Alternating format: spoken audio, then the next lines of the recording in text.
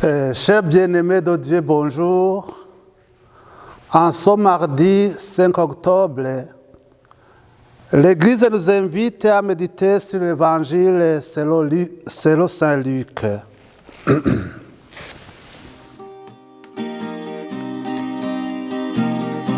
le pain vivant qui est descendu du ciel.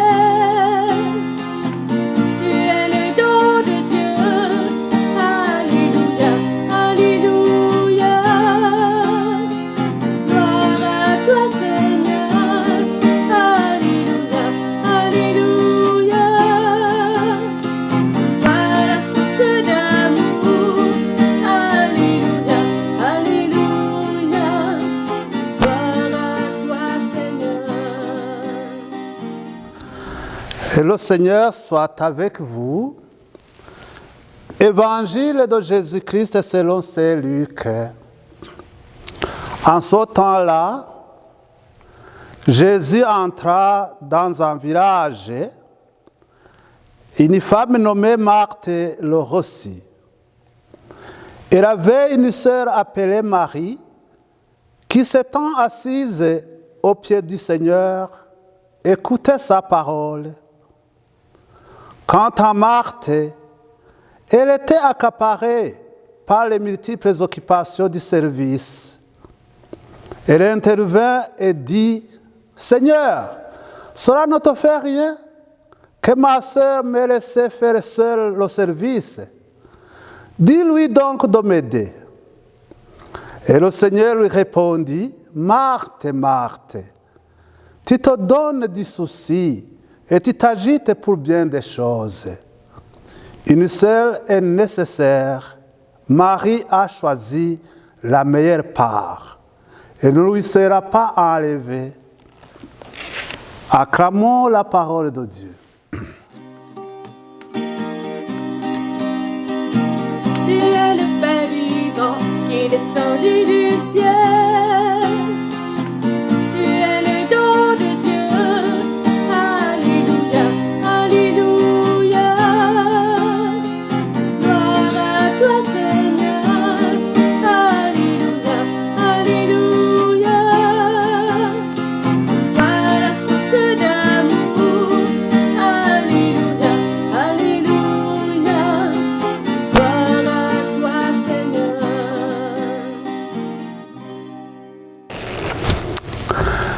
Et mes chers amis, cette histoire de Marthe et de Marie est connue.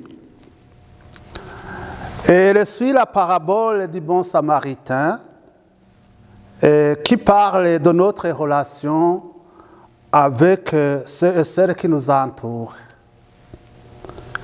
Et le récit de Marthe et Marie est centré, lui, sur la relation que nous devrions avoir avec Dieu.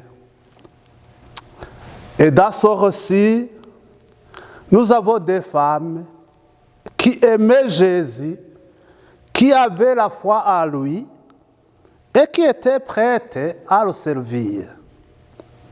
Nous avons deux sœurs et deux manières de s'engager dans la foi.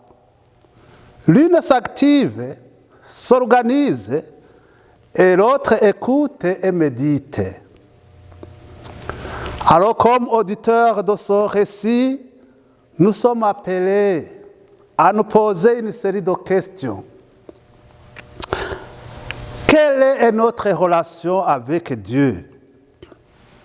Quelle est la voie que nous privilégions dans notre vie de foi? Êtes-vous une personne qui s'engage à travers d'actes concrets au service de la foi et de l'Église, ou une personne qui s'engage à travers l'action et la contemplation? Faut-il opposer ces deux façons d'être et de vivre, ou faut-il les conjuguer?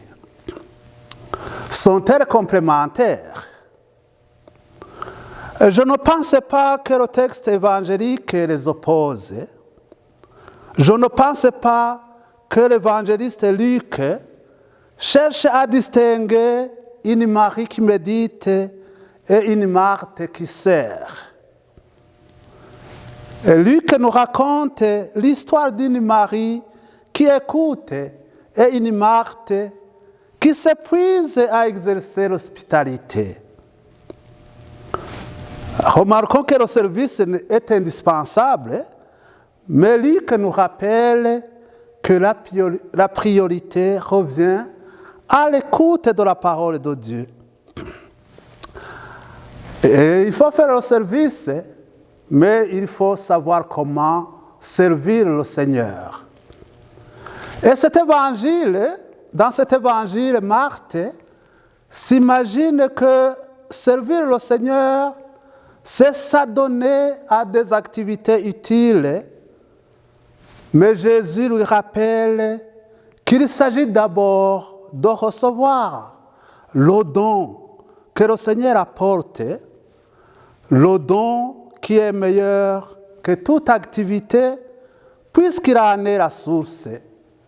Et sans ce don, les plus belles actions ne sont qu'agitations inutiles. Jésus ne demande pas à Marthe de renoncer à l'hospitalité ou au service de table. Jésus veut la soulager, non de son service, mais de ce qui lui ôte la joie et le rayonnement. Lui soulage de la peur d'être seul au travail, lui soulage de l'impression que tout le poids du travail repose sur ses épaules. Ne vous a-t-il pas arrivé de partager ce sentiment de Marthe, le sentiment que Dieu est inactif et que tout ne repose qu'entre vos mains?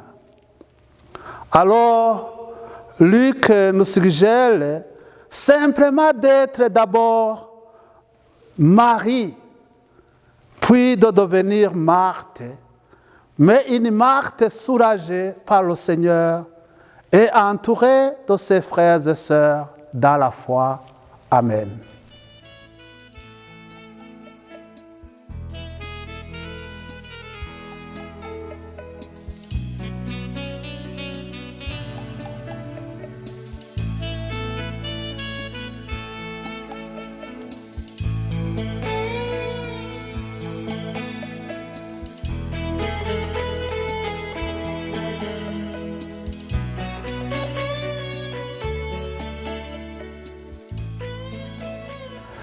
Et que Dieu Tout-Puissant vous bénisse, le Père, le Fils et le Saint-Esprit.